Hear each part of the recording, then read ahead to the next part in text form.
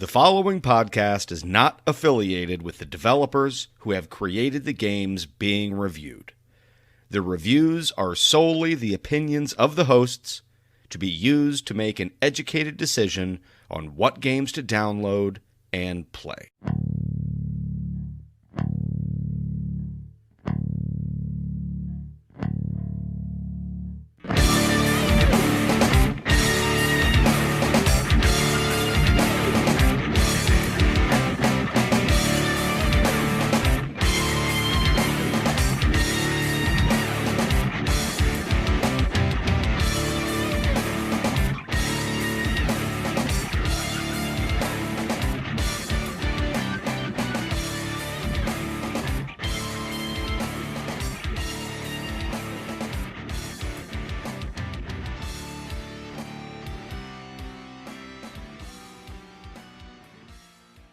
Hello, gamers, and welcome to Budget Arcade. I don't even know what to even say at this point now anymore.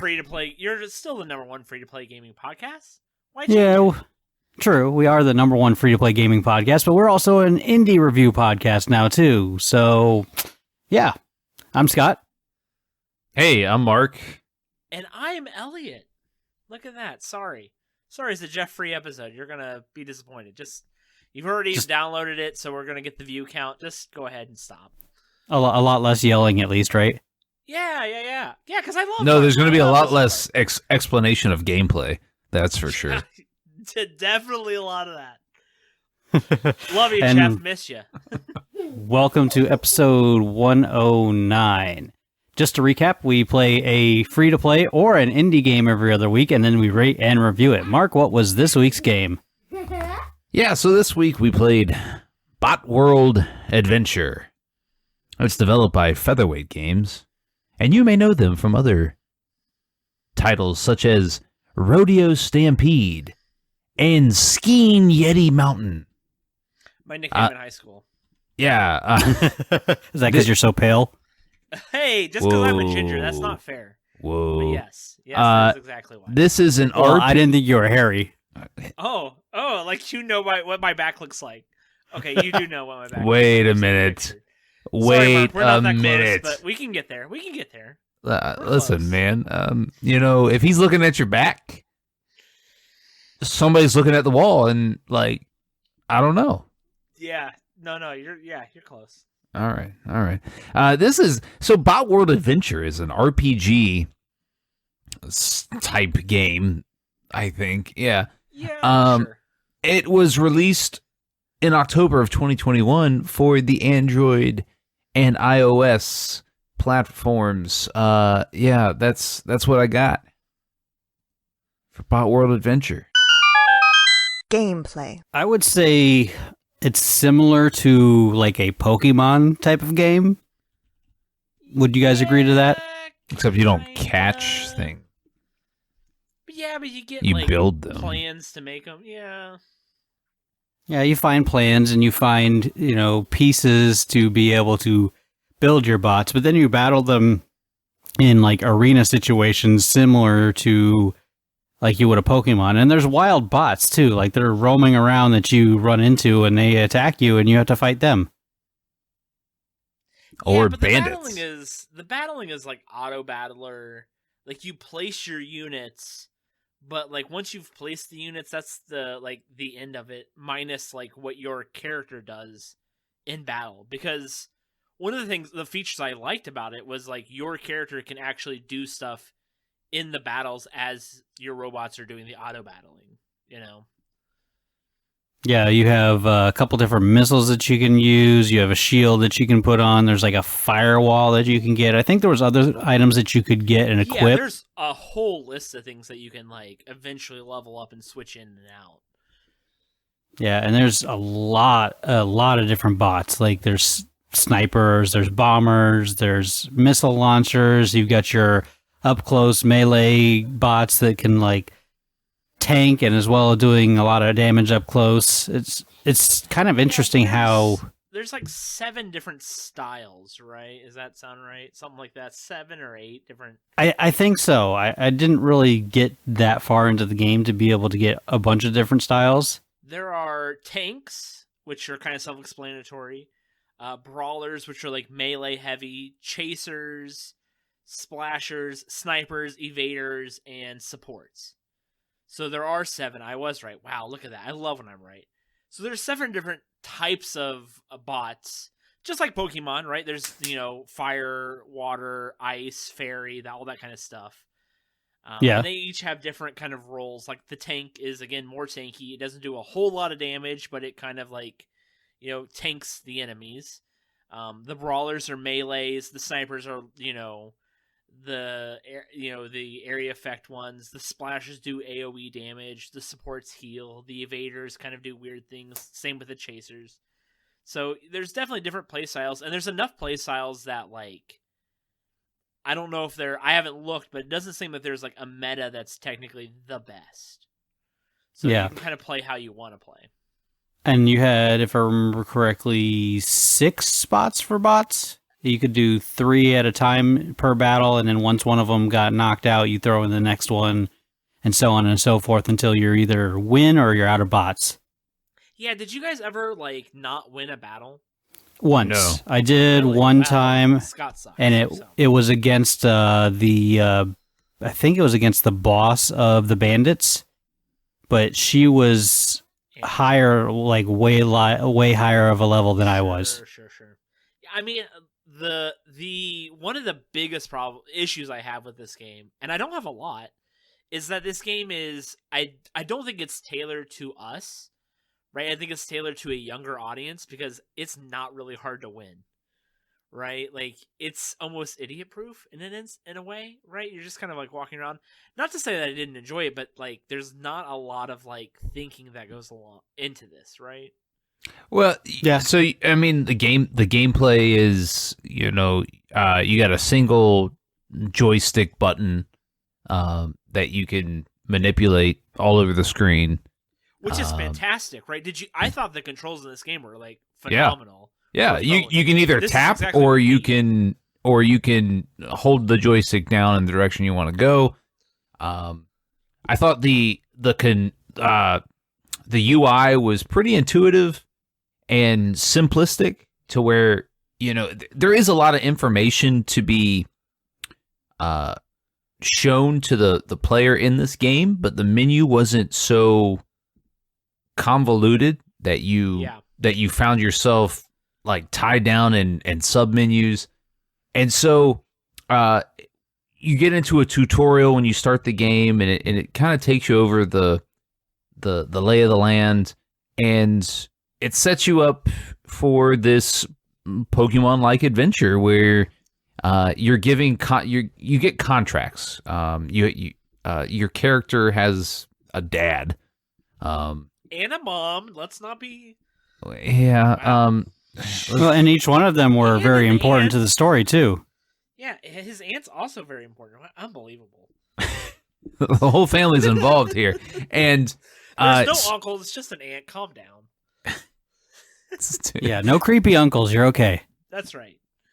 Show me where he touched your no place. Oh, good. Oh, no, I'm going to have to cut that. Oh, good. Why? Glad. Why?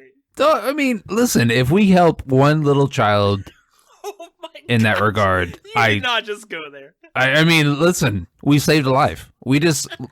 Our podcast should be Right, nominated for an officer-friendly. award. Come on now. You're right. Yeah. No, for sure. Yeah, come on, Scott. Don't be ridiculous. This is the kind of Don't be ridiculous. My bad. Anyways, so you talk to your dad, and he sends you off on an adventure, and you got to find parts for a boat, and then you get contracts along the way, and your contracts are the missions, so to speak, and you got to go out and in the map and find these robotic parts to either build a better boat or build better bots or whatever. It doesn't matter. But I thought it was better than a simple fetch quest. You do have to fight people. You do have to fight plants. There's one mission where one contract where I had to get poisonous thorns off of a plant, and these plants launch poison gas at you. And you had to like run into the plant, get the plant thorns before it took your health down. And it wasn't a battle. It wasn't like a robot battle. It was like in real time, I guess. But I thought the mission outlay of this game was pretty good. I mean, nothing here was revolutionary, but it was like Elliot, you said, this is not geared towards, you know, the hardcore gamer. This game is for the casual-esque gamer that is looking for something a little bit different than your standard mobile game. And I thought it accomplished that. I thought it accomplishes is now it does have more dialogue than I prefer. Lot of dialogue, and it's also not important dialogue. Right. Like, it's just like, you just find yourself tapping on the screen. yes. That's it. But like you said, I think it's a really good point. Like, this is not your normal average like phone kind of game. For a phone game, I thought this was like it looked pretty solid, right? I didn't run into any issues of like I don't know, tearing or glitching or like things not working the way that they're intended. But it doesn't look, I don't know what the right word or definition is, but like, you know, like when you see like a really cheap, terrible phone game, it just like looks cheap and terrible. This doesn't quite look like that. It kind of looks like Tunic, which is a game that just came out, which is on Xbox Game Pass, which if you have Game Pass, like check it out. It's a phenomenal game, but it kind of looks like that feel. So I thought it looked good. I thought it like controlled well. Even like, again, playing on a phone, I thought all of the like menus and stuff, they weren't overwhelming or overbearing. You know, everything's pretty straightforward and done pretty well for a phone game. When we're talking about like how gameplay works, like it's not hard to like see things or like move things or do what you want to do in the game, if that makes any sense. Did you guys have any strategies that you used specifically whenever you played, when you had your battles? No, I auto-battled. Oh, did you really? yeah. You just straight auto-battle? But I was like, it kept using the bots that I was like, why are you using this? Yeah, I did notice that. That was a gripe of mine. I'm like, yo, I got this like Pikachu bot that's following me around. Why aren't you using that? Yeah, why aren't you using my starter bot, which is like a rare bot? It was kind of weird. Yeah, that's like the only rare bot I had too. Yeah, the same for me. My strategy was like placing my two melee guys in front, next to or close to each other, and then like my ranged person behind them. You know, a pretty standard kind of like idea. Yeah, it worked. And like I said, I never lost a battle, but I don't think I was. The game is not hard. That, like I said, I think that's the biggest gripe, is it's not like super challenging. Yeah, I had a missile launcher guy that actually, when you pulled him out, had like a range. If you stuck him dead center in the boards, he actually had enough range to reach anywhere on the board. So I'd always place him in the center to start with, depending on like if I was going against like the bandits, because the bots and the bandits actually, they have a different starting. With the bandits, you place a unit. Then the bandit places one of their units. You place your second unit. Then they place their second unit, and you place your third, and they place their third, and then the battle begins. Whereas the bot fights, where you just randomly come up against a quote unquote wild bot, is all the bots are already placed, and you just place your bots wherever you want. But I would try to, with the bandits, I would try to have my ranged in the center so it could reach wherever. And then wherever the bandit placed theirs, I would put like two melee characters like right next to those bots. I have no idea what you just said, but Did you even play, Mark? Gosh. Yes, I played. The problem is you can auto battle. You can literally check mark the auto battler and you do nothing, which is again another one of those gripes that like Jeff has a big problem with, and I kind of agree. Where like, once it comes to like the actual skill of this game, you can just like let the game do it, and you're like, well, cool. What's the point of doing this? Well, Right? yeah, Like, and you know there is, I guess I wouldn't call it skill, but there is strategy in your lineup of bots that you can pick and choose from, and who you choose to. And there is a skill tree for each bot when you upgrade them, so you can. You can choose, hey, I want to move faster or I want to shoot farther, and that plays into the skill of your lineup of bots that you can battle with.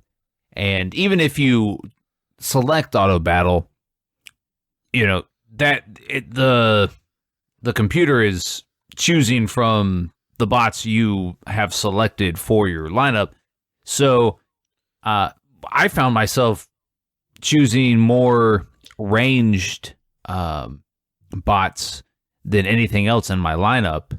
And then when I would get into a battle with either a bandit or a bot, I would, I'd just sit back and let the AI control, what bots they selected. But I think there is some strategy. It's just not so deep down that, you have to actually uncover the strategy and you have to play enough. I think the strategy is pretty upfront. And I bet there's more strategy the further you get into it. Maybe. I would be willing to guess that there probably is, because this game seems like pretty well made overall. Like, it seems like there was actual thought put into like the style of game that you want to play. So I would be willing to bet that there's more to it than what we got to see, towards the higher end or later in game, if there's even anything there to it. Because it seems like kind of a rock, paper, scissors style or Pokemon style of like, fire beats, grass beats water beats fire kind of thing. Right. If I had to guess, I only because there's, 7 different styles of playing. Like you said, you went a lot of melee, but you went a lot of range. I went a lot of melee, where I went 2 melee and then a range, so it's almost the opposite of like. That's what I did too. Was 2 melee and a range. Well, and you also it's have the right way, Scott. It's the right way.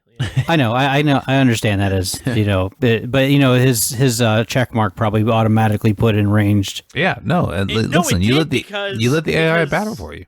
Yeah. When I did the AI battle just to like see it. And they always did that. So I think you're right. I think maybe we were wrong according to the AI, but I'll never let Mark know that. So. But there's also, you have these special abilities when you're in battle that you can launch missiles from the outside of the arena into the arena. Which is kind of cool, right? Yeah. I kind of liked it. Yeah, and it adds a different element to the gameplay especially if you're battling yourself and selecting who you want to battle inside the arena. When I was watching the battle, because it was the AI doing it as the auto battler, the AI was using these special abilities like relentlessly. Yes. And I thought that was unique, or not unique, but interesting, because like that tells me that the game favors these special abilities more than the actual gameplay. And I thought that was an interesting detail, because no matter how many battles I went into, man, as soon as I was able to use all these special abilities, the AI was using them. And even the AI on the opposite side would use them all the time too, because whenever you go against bandits, they have those special abilities too. Right. What do y'all think of the kind of the artwork of the game, and the graphics and just the style? Have y'all played Biomutant? It was released last year for like last gen consoles. I think I saw a streamer play it, if I'm not mistaken. Was your main character like a raccoon type of character? Yeah. Yes, yeah. I watched a streamer play it one day. I have not personally played it. This game reminded me so much of Biomutant, just the artwork. Post-apocalyptic. I could see that. Robot / animal, because that's what Biomutant was. You played as either a cat or a rat. I purposely didn't play that only because I think I use Metacritic to like, if Metacritic is like, this game is trash, it's usually trash. And I think the Metacritic, if I'm not mistaken, was kind of negative. Yeah.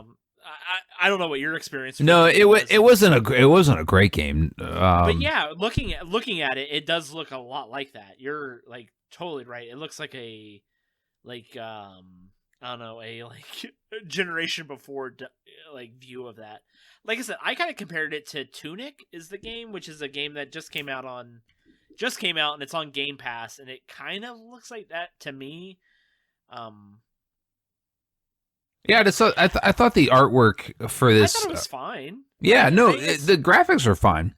Yeah, I just thought that the choice of like overlay of kind of post-apocalyptic world where you're playing as an animal, but with robot. It was interesting that this game it's also unique, yeah. Right? Yeah, it's unique enough that you're like, oh, this is kind of cool. I can see. I kind of like this. I mean, overall, like this, there is a lot of story, but it's not like interesting story, right? It's just kind of like, oh, we're on this island, and then we're gonna move onto a boat and like go to the other island as you become like a bot master. I don't. It was the same as like Pokemon though. Like you're of age now, and so we can go on a adventure and use this is your starter bot, and you can collect other bots to further your adventure. But like you were saying with the boat, you actually have to upgrade your boat to be able to get to the higher levels because some areas are locked until your boat reaches a certain level. So as you're collecting not only bot parts, bots, but there's also like caches of items to be able to upgrade your boat as you're wandering around these areas and doing all your quests that you have to do, because there's a lot of fetch quests in this as well. A lot of fetch quests. But they're all not the same. I mean, they're similar, but it's not like, hey, go to this one area and get this one thing 20 times. No, nothing like that. It was like, oh, we can't find our friend. He was last seen over in this area. Can you find him and bring him back? Or, oh, there's you need to find 10 oil barrels and they're scattered around over here somewhere, stuff like that. Or even story stuff like, oh, go talk to the barber who will have a mission for you so that you can unlock like getting different haircuts. Right? Yeah, yep. And then let's see, there was some multiplayer, the ability to battle other people. I never went into that. Yeah, me either. It never interested me. It's only because I was low level. I'm assuming it's like a top tier thing. Yeah, it's an arena where you can PvP other Botworld players with your bot lineup. I did it once. Botworld. I got owned, so I was like, I'll stick to it. Did you have to do that auto battle style, or did you have to actually play it on that one? No, I played it. Yeah, the auto battler was not an option for that, but it wanted to let you know you're terrible. Yeah, no, right. It's the game's like, hey, you sat back and watched me do all the handiwork. No, now you get your chance, you son of a. And so the arena was weird, is because like it like randomizes who you battle, but like I couldn't tell if the arena was a select group or it's just pulling from however many players are on the server, and that was unclear to me. And so I participated in a battle. I subsequently got destroyed. And I was like, you know what? These bandits in the story can handle my nonsense. So I'm gonna stick with them. But the arena, I mean, from the battle I did, it was you got in.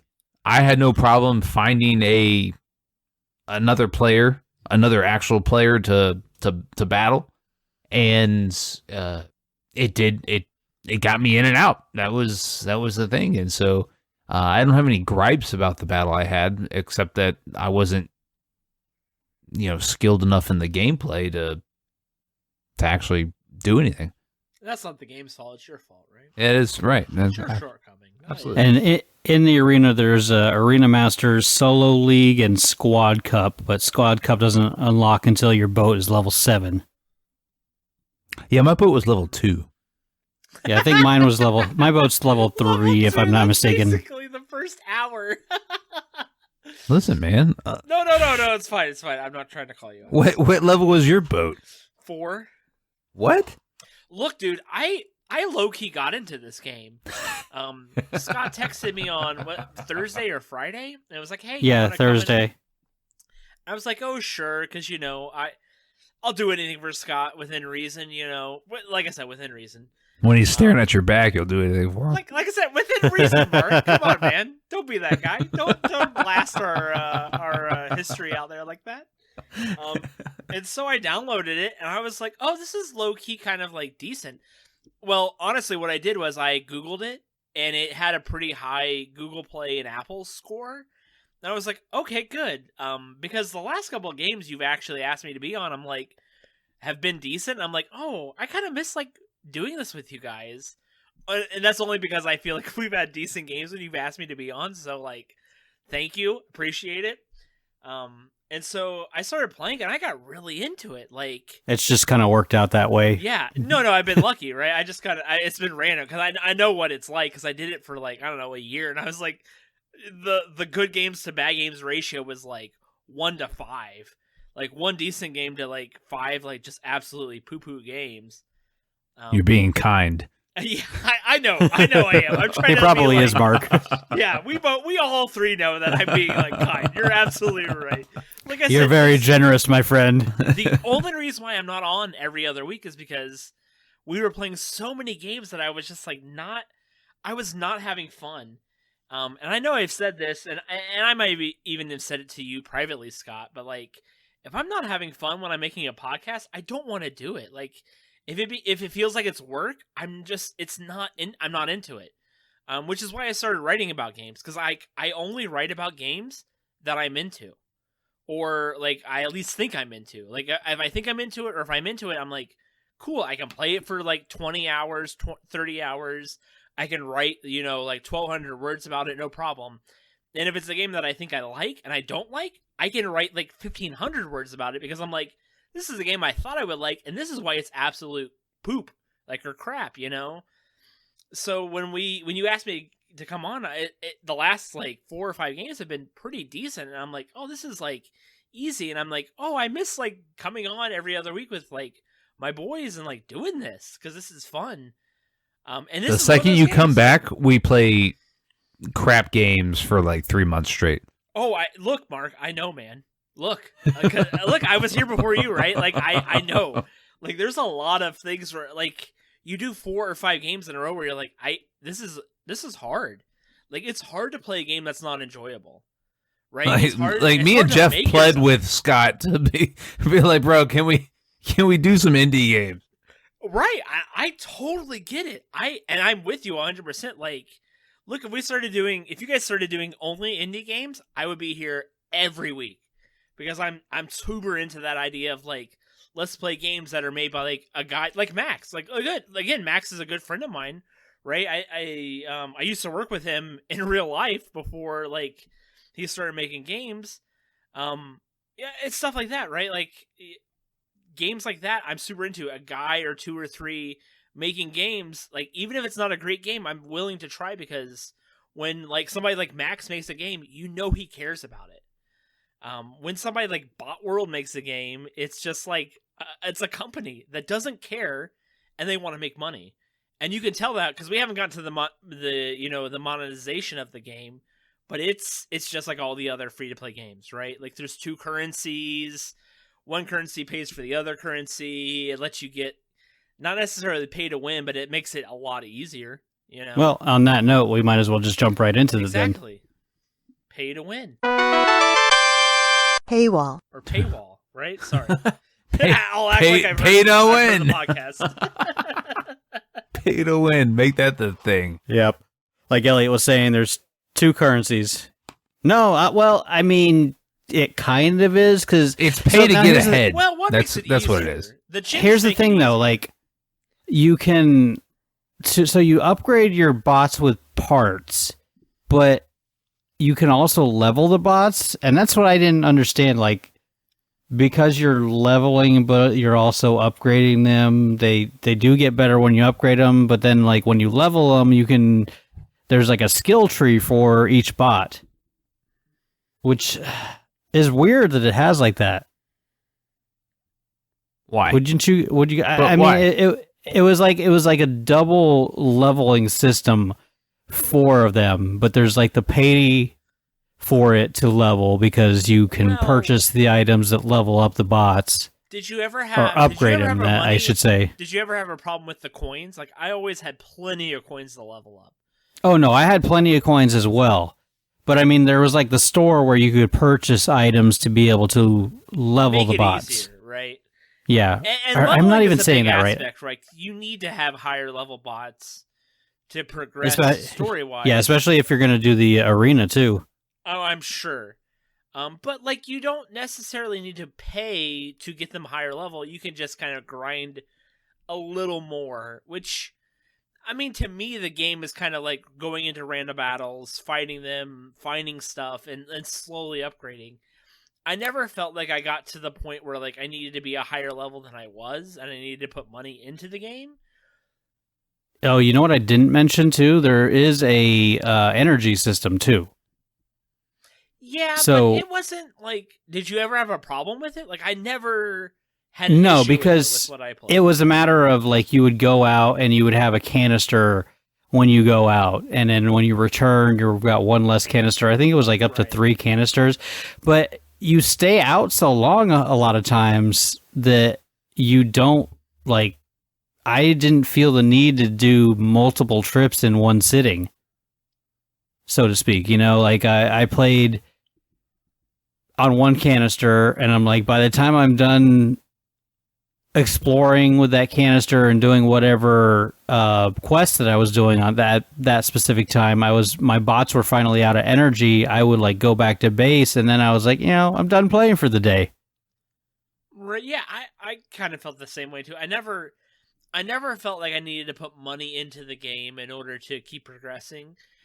Because it does a good job of like, oh, let's play for... You could probably even play for, I don't know, a half hour before you need to like put money into the game. And by that point, you're like, okay, I'm ready for a break. I'm ready to be like, okay, let me go like do something. You know, if I'm sitting in between jobs at work, or, you know, like this weekend, I was like, whenever I got to a point where I'm like, I wanted to take a break, I was ready. Like, oh, I put in like 15, 20 minutes. Let me just like pause and go take the dog out, or like go do whatever else it is I needed to do. Yeah, I felt the same way on that. Which is good. It's a good part of it. You can put money into the game to make it easier, but I didn't feel you had to put money into it to like progress. Neither did I. Maybe that's a problem later on. I don't know how much time you guys put into it, but I've probably put in not quite 10 hours, you know, since Thursday, but close to it. I probably put close to it into it just because I'm trying to experience as much as I can to give it a fair shake. You know, I don't know how much time you put into a game before you're like, oh, I'm over this, especially on a phone. But if I put like 10 hours into a game on a phone, that's a pretty good like sign of that. Like I enjoyed it, you know. Yeah, I think if you're, regardless if you're putting money into it, I think if you're spending time on the game, and it's giving you different avenues to go down, like whether it's the arena or the story, this game has, and this is more for the replayability, but the game keeps you engaged in. And I think that's, you know, like you can pay for upgrades, but like it's not a necessity. Right. And you don't have to pay anything to continuously progress through the story, quote unquote. And at least engage in battles with your robots. And I think that's a testament to how the game is made. And the fun factor to the game is that you don't have to do any of that. You can legitimately choose not to and see how far you can get. Now, if you hit a wall and you find yourself frustrated, then yeah, you could purchase some upgrades. But there is a grind factor to it, and that is even the Pokemon games of today, like you talk about Pokemon Arceus or whatever. Arceus? Oh, sure. Who cares? Right. Who cares? But there is a grind. Like, you paid $70 for that game. There is a Or 60, grind. but who's, Yeah, it's a Switch game, so 60. But there's a grind to that game. A huge grind. Right. A huge grind. And you paid $60 for that game. Well, I didn't pay anything, but who's to say that? Well, we don't all write for a moderately Zay, well-known gaming moderately is review. a bit of an overstretch, but I appreciate you saying so. But no, I think that there's something to be said for this game, this particular game, allowing you the freedom to experience all of its gameplay without spending anything. And I completely agree, Mark. Very, very good point. Yeah, and so I think that's something that speaks in favor of this game, is that you don't have to spend the money. Now, yeah, absolutely, you can pour money into it and get higher levels or get more things that increase your or make it easier, right? Yeah, it's just, and that's the problem of phone games, right? Like, I almost put this. I hesitate to say this, but I almost put this on the same level as Genshin Impact, of like quality phone games, which I think is a bold statement. Like, Genshin Impact, I don't know how you guys. Well, I do know how you guys feel because I listened to your episode of it. But like, Genshin Impact is like the phone game. Like, I name a better phone game. Wild Rift. Yeah, okay, equal. I would say equal. But like, those Wild Rift is a great example. I wasn't thinking of that, but like, there's not many phone games that I'm like, man, these are top tier phone games. But you're right. Genshin Impact also stretches across to consoles too. You're right. So, yeah, very good point. Very good point. So I think which Wild Rift will be doing that soon as well. They're working on getting to consoles on that game too. Well, I think this is just below that, or in terms of like quality of game versus like monetization.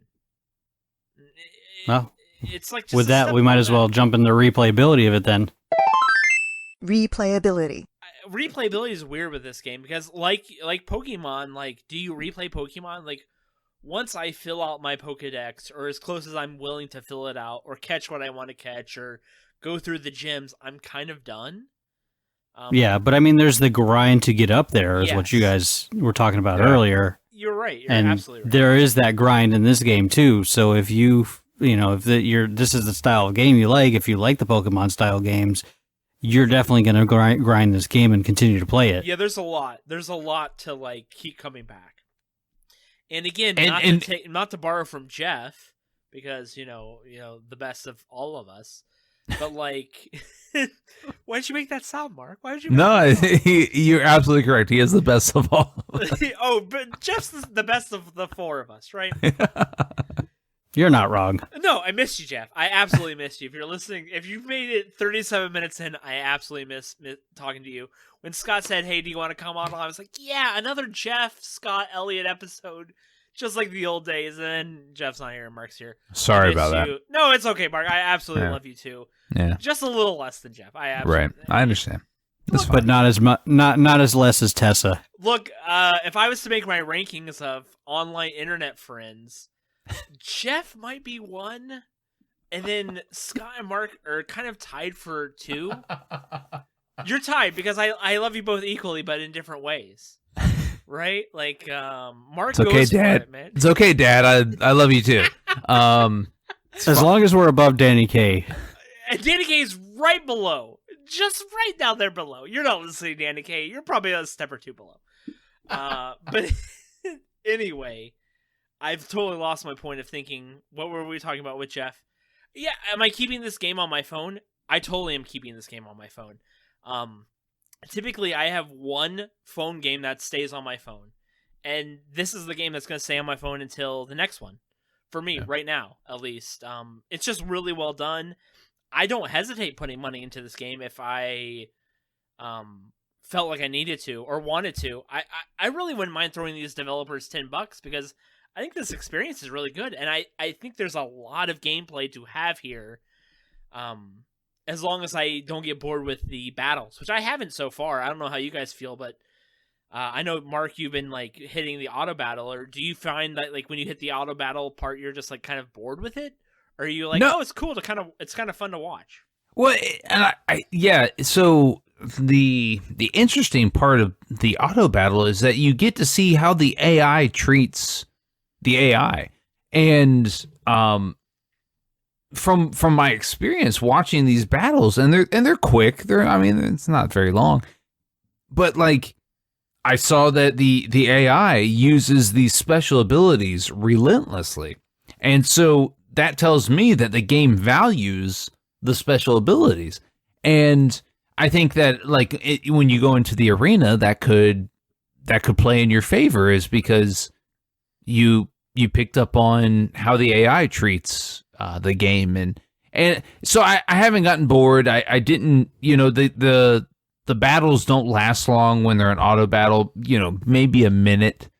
And at most, right? Right. For me, and and you're done, and then you're moving on. I think that this game offers enough different styles of gameplay, different things to do in game, that you're never bored. You're never looking for something to do. And to me, that plays directly into replayability, and you find yourself kind of like you have this contract list, and there was some contracts where, hey, you got to watch an ad to reveal the next contract. It was 30 seconds right, at the most, right? Was there any ad that was over 30 seconds? I didn't watch one, but some people are turned off by ads. I'm impartial to them. I tend to think that's part of, hey, this game is good enough to offer me these things while not having me either fork over money or having to grind towards them. It's where I can just watch a 30-second ad every now and then. So, I'd watch an ad to reveal a contract, and the contract would be like, hey, you got to go get this stuff over in this part of the map. I'd be like, okay, cool. And then I'd go over and I'd battle some people, battle some bandits, battle some bots, grab the stuff, go back to my home base, and then upgrade my stuff. And that's the gameplay. And if you're down with that, this game is probably top notch to you. And I think that there's a lot of replayability here, and I am in favor of this game. Like you, Elliot, this game will stay on my phone for a little while, so I can continue to progress and see where it goes, and as far as the different gameplay threads go. One of those things, I don't mean to tell you all this. If you spend 10 minutes a day during the work days, so Monday through Friday, pooping, by the end of the year, within a year's time, you have spent over 40 hours pooping. So I challenge you to take 10 minutes a day during the weekday at your job to poop and sit on the toilet and play this game. And within a year, you have spent just over 40 hours pooping at work on company time. Not to say, do that, but go ahead and do that. Just like I've been doing. I've been keeping track just to make sure that I hit that 40 because, I'm not a company man. But I can easily spend 10 minutes a day on this game without hesitation, at least for the first, 10 hours. And I'm guessing I could probably triple or quadruple that without any hesitation. I don't know how you guys feel about that, but... Well, we'll find out in just a second, because with that, we are going to... Judgment. At the end of each episode, we decide whether the game deserves our seal or not. Requires a 2/3 vote to be approved or denied. Elliot, what do you say? Before I get to that, I just want to say thank you for having me on, Scott. I love coming on. I miss doing this all the time with you guys, but only when we have good games like this. Jeff, sorry you're not Obviously. here. I miss you, man. Best wishes to you, my guy. Anyway, I think overall this game is like really solid. It plays really well on the phone. I have an iPhone 13, so I do have a newer iPhone. So I don't know how it is on the older phones, but I had zero issue with like lag or the game shutting down automatically on me or anything like that. Played very smooth on my phone. I'm assuming that's probably the same with most phones. I was enjoying it. Like I said, Scott asked me to come on Thursday, and I found myself playing like an hour or two, or I dare say 3, almost every day since then. I had no problem sinking time into this. It was fun. The game looks good. It plays well. The controls are excellent on this game. These are the exact kind of controls where if you're playing a phone game with a touchscreen, you want to have. One of the things that I usually look for when I play a game on the phone is like, hey, can I like map my PlayStation controller to my phone? Because if I can't, then I'm not going to enjoy this game just off the bat. You can't do that with this game, but I found that the controls were done in a way that I didn't need to. It was okay. It was one of those like touchscreen controls that I was totally fine with, which for me is a huge struggle. Controls on a touchscreen phone are just like my first issue with most phone games. So that's not an issue here with this. I had a lot of fun with it. Like I said, it's staying on my phone, which is a hard feat to do. I mean, I typically am playing 1 or 2 separate games a week for review on Gaming Nexus.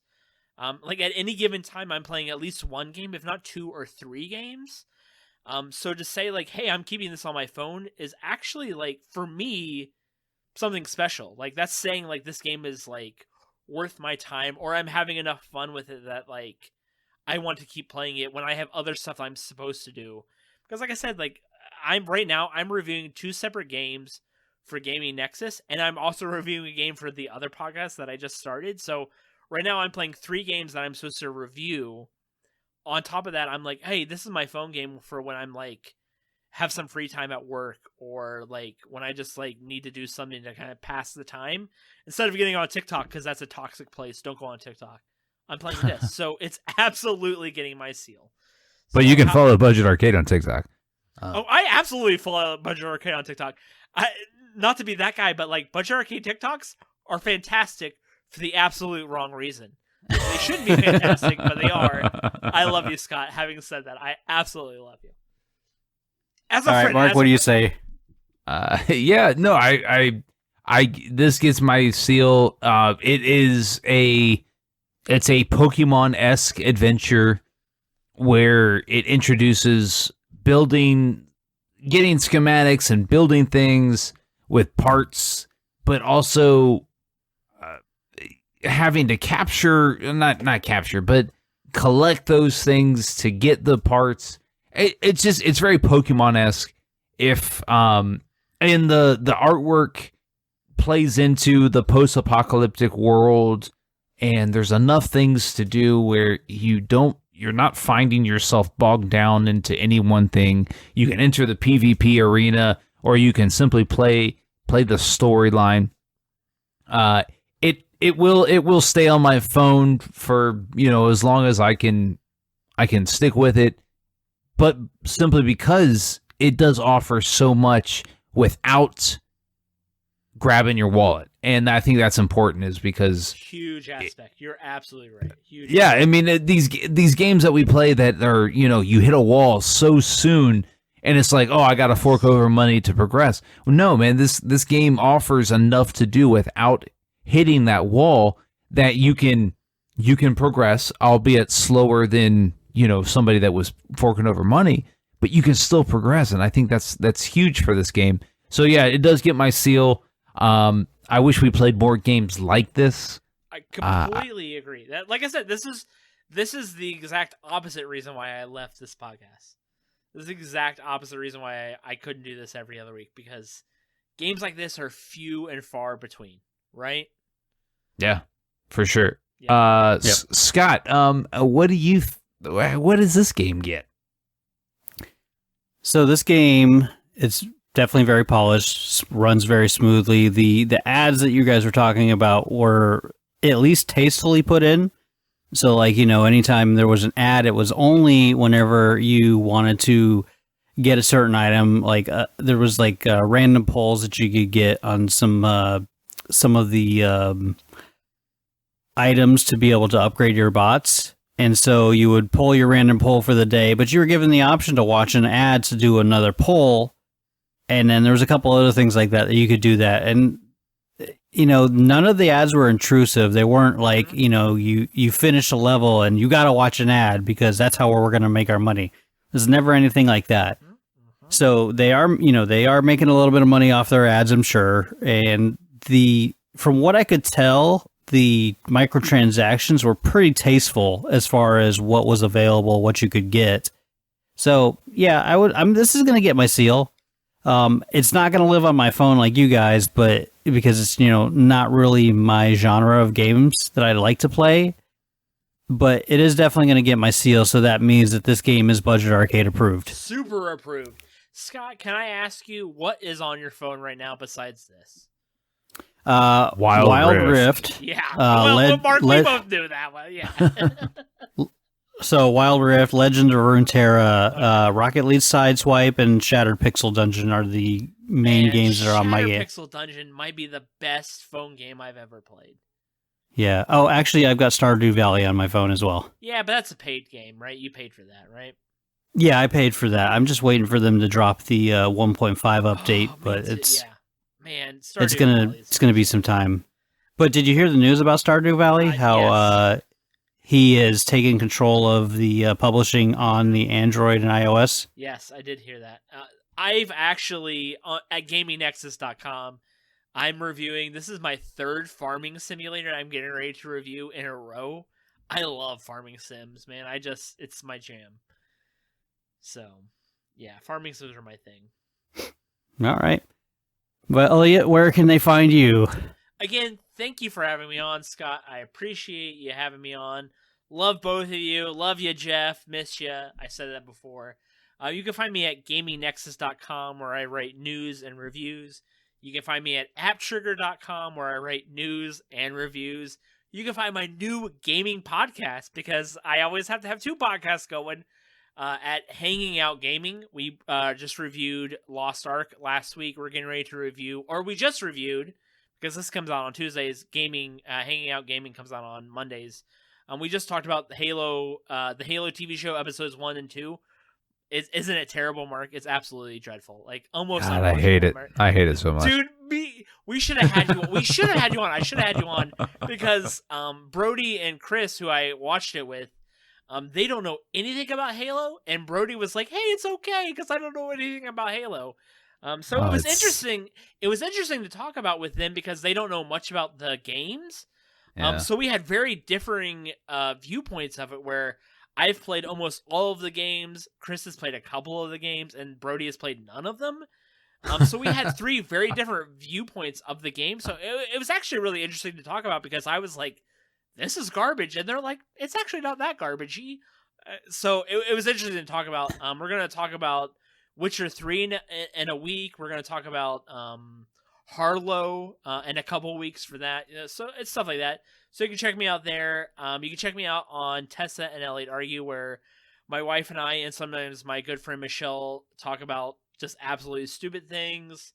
I think that's about it. Oh, Elliot_argues on Twitter if you want to hear my horrible random thoughts on all kinds of stupid stuff. So I think that's about it. Sorry, I know this is a super long episode because I can't shut up, but I'll shut up now. Thank you.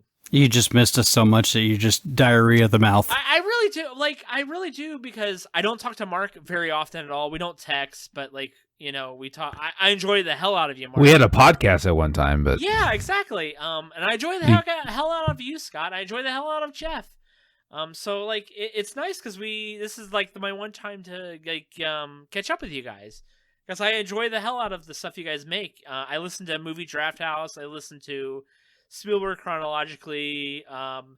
Scott and my wife have another podcast that at some point they'll probably put out for everyone else to listen to. So enjoy the hell out of it, I'm about to start a new job, so my schedule is going to change, and I'm going to try and make that happen where we can record. Make it happen.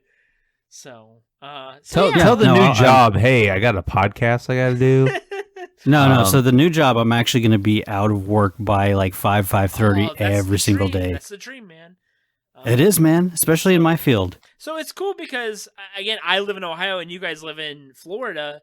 So it's cool that we have this friendship that like spans time, or at least distance, because Scott and I have mutual friends like Rick and Chris, that Chris is on another podcast with me. So it's cool. Like I said, it's podcasting for me is one of those cool things where like it kind of transcends distance, where Scott and Jeff and Mark are all guys that like I absolutely adore you guys, and Scott probably feels the same. Mark probably feels a little indifferent, but that's okay. Well, if you want to find us, you can find us anywhere on Budget Arcade. It's Twitter, Facebook, Instagram. You can find us on Twitch. That's Twitch TV Budget Arcade Podcast, and TikTok Budget Arcade Podcast as well. You can, if you want to help support the show, you can do so at our Patreon, patreon.com/Budget Arcade. And by doing so, you will gain access to our official Patreon channel and our Discord. You can join our Discord from our link in our show notes. And our music is provided by Stimage, and you can download his music at metroidmetal.com. And game on.